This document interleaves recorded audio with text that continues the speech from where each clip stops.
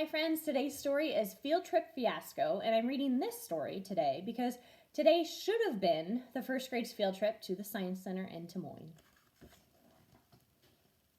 It was the morning of the field trip to the zoo. Mrs. Hartwell's students tumbled into the classroom. They were very, very, very excited. Mrs. Hartwell, however, shuffled in slowly. She remembered the last field trip. It took a bit of rest and a little bit of time and a lot of research, but eventually Mrs. Hartwell was ready to try again.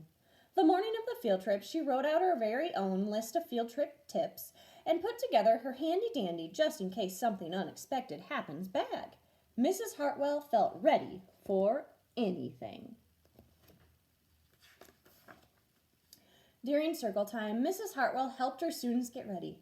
"When does the fun start?" Andy asked. "Getting organized is fun," Mrs. Hartwell said, smiling. "Speaking of fun, let's review your learning task for the zoo. Who can tell me what it is?" "We're supposed to be animal observers," Madison called out, "and write down what we see animals doing," Alexandria added. "That doesn't sound like fun," Andy complained. "It'll be great. We'll all be focused and learn lots," Mrs. Hartwell said as she passed out the animal observation sheets. Foolproof field trip tip number 1. Give students a job to keep them focused and learning and out of trouble. "Can I go to the bathroom?" Eddie asked just as he got on the bus. "Hurry back," Mrs. Hartwell said distractedly as she assigned everyone their seats. "Darn!" Andy said when he saw where he was seated. Mrs. Hartwell felt good. She felt prepared. She felt relieved they'd gotten this far without any problems. As the bus began to pull away from the curb, Mrs. Hartwell looked over her list again. "Eddie! Stop!" she yelled, running down the aisle. Mrs. Hartwell hurried off the bus, into the school, and almost into the boys' bathroom. Foolproof field trip tip number 2. Take attendance often. You don't want to lose anyone. The bus bounced along the highway. Mrs. Hartwell was happy. Her students were happy too. All of a sudden, instead of bouncing, the bus chugged. And then, instead of chugging, it stopped. No problem, Mrs. Hartwell thought. She pulled out a huge bag of animal crackers from her just-in-case bag. Everyone agreed that being stuck on the bus was the absolutely perfect way to start a field trip.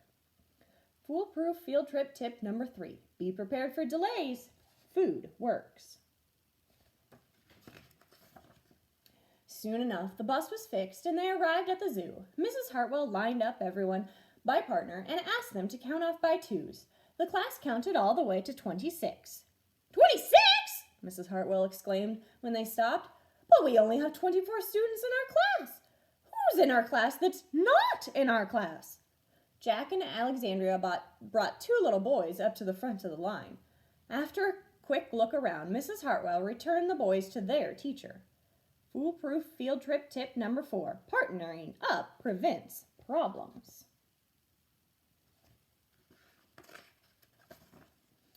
Mrs. Hartwell's class started at the petting zoo. "Don't forget to fill in your observation sheet," she reminded everyone. "The goat has a beard and looks like an old man," Alexandria wrote as she walked. She didn't see the hay bale until she somersaulted over it. Ouch! Madison didn't see Alexandria until she somersaulted over her. Ouch! Mrs. Hartwell gave a few hugs as she hustled her students away from the petting zoo. Just because you're observing the animals doesn't mean you can't stop observing where you're going, she reminded everyone. Foolproof field trip tip number 5. Bring a first aid kit with lots of bandages. "Don't forget your observation sheets," Mrs. Hartwell called out when they got to the elephant compound. "The mama elephant is standing quietly with her baby," Alexandria wrote. "The baby elephant has his eyes closed. I bet he's sleeping," Madison wrote. "This is boring. They aren't doing anything. There's nothing to write," Eddie wrote. Everyone was so busy writing that no one noticed the daddy elephant take a big, long, thirsty drink.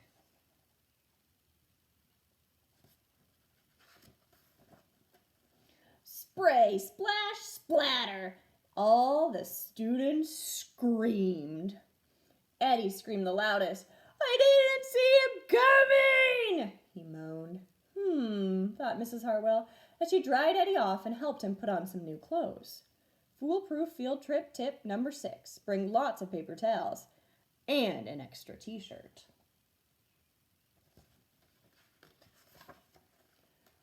The aviary was the next stop. This is like walking into a giant bird cage, Jack yelled. Write it on your observation sheet, Mrs. Hartwell reminded him. Everyone looked around quickly and then got busy writing. They were so busy writing that they didn't see the baby birds peeking out of the nest above the door, and they didn't notice the sparrows taking a bath. But they did hear the parrot squawk as it flew over Eddie.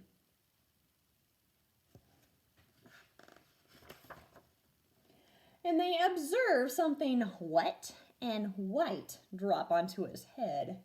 And they watched Eddie jumping up and down, yelling, "Gross! Yuck! Get it off of me!" But even after Mrs. Hartwell wet-wiped and paper-toweled him off, Eddie was still howling. Foolproof field trip tip number 7. No matter what happens, stay calm.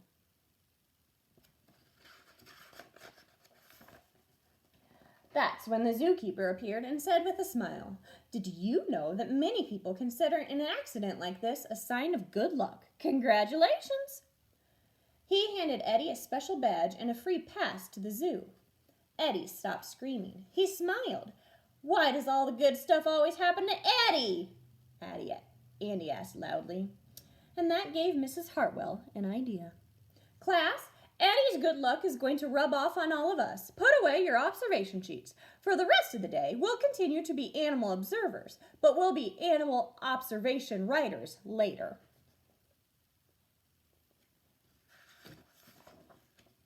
"Yeah!" Everyone cheered as they put away their observation sheets and headed out to see the rest of the zoo. The monkeys chattered, and so did the students. The lions roared, and so did the students. The hyenas laughed, and so did the students. Throughout the rest of the day, the students noticed everything. When they got back to school, Mrs. Hartwell's class filled out the rest of their animal observation sheets. They had so much to write and talk about. They had learned a lot on their field trip to the zoo. Foolproof field trip tip number 8. Give students time to share their experiences. And so had Mrs. Hartwell. Foolproof field trip tip number 9. Field trips are for focused learning and fun. Especially fun. I hope you enjoyed the story. I hope you have a good day, and I'll see you later.